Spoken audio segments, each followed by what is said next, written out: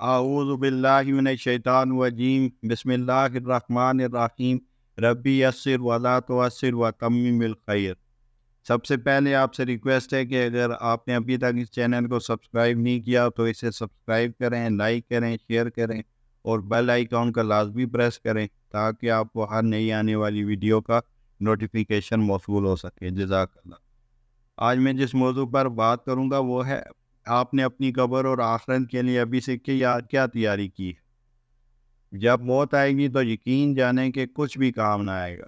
آپ کے دنیا سے جانے پر کسی کو کوئی فرق نہیں پڑے گا اور اس دنیا کے سب کام کاج جاری رہیں گے۔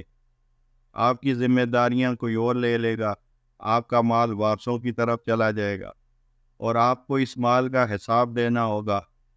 موت کے وقت سب سے پہلی چیز جو آپ سے چلی جائے گی وہ نام ہوگا۔ لوگ کہیں گے کہ کہاں ہے ڈیڈ باڈی۔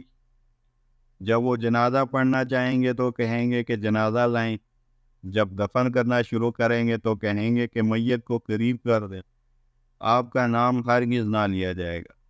مال، حسب و نسب، منصب اور اولاد کے دھوکے میں نہ آئیں۔ یہ دنیا کس قدر زیادہ حقیر ہے اور جس کی طرف ہم جا رہے ہیں وہ کس قدر عظیم ہے۔ آپ پر غم کرنے والوں کی 3 اقسام ہوں گی۔ نمبر 1، جو لوگ آپ کو سرسری طور پر جانتے ہیں وہ کہیں گے ہائے مسکین، اللہ اس پر رحم کرے۔ نمبر 2، آپ کے دوست چند گھڑیاں یا چند دن غم کریں گے، پھر وہ اپنی باتوں اور ہنسی مذاق کی طرف لوٹ جائیں گے۔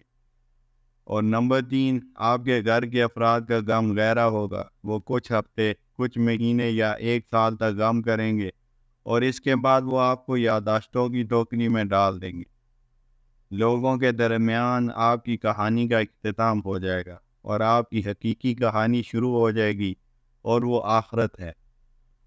آپ سے ظاہر ہو جائے گا آپ کا نمبر 1 حسن، نمبر 2 مال، نمبر 3 صحت، نمبر 4 اولاد، نمبر 5 آپ اپنے مکانوں اور محلات سے دور ہو جائیں گے، نمبر 6 شوہر بیوی سے اور بیوی شوہر سے جدا ہو جائے گی۔ آپ کے ساتھ صرف آپ کا عمل باقی رہ جائے گا۔ یہاں یہ سوال پیدا ہوتا ہے کہ آپ نے اپنی قبر اور آخرت کے لیے ابھی سے کیا تیاری کی ہے۔ یہ وہ حقیقت ہے جو غور و فکر کی محتاج ہے، اس لیے آپ اس کی طرف توجہ کریں۔ نمبر 1 فرائض، نمبر 2 نوافل، نمبر 3 پوشیدہ صدقہ، نمبر 4 نیک اعمال، نمبر 5 تہجد کی نماز، نمبر 6 اور اچھے اخلاق کی طرف، شاید کہ نجات ہو جائے۔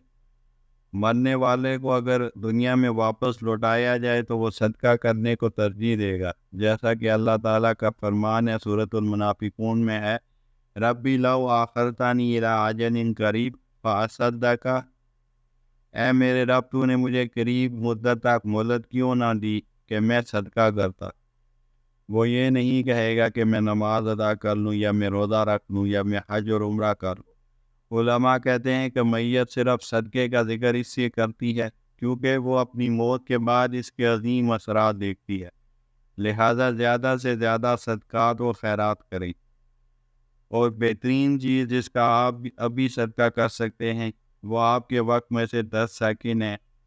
آپ خیر خواہی اور اخلاص کی نیت کے ساتھ اس ویڈیو کو دوسروں تک پہنچائیں، کیونکہ اچھی بات بتانا، کہنا، دوسروں کو سنانا یہ بھی صدقہ ہے۔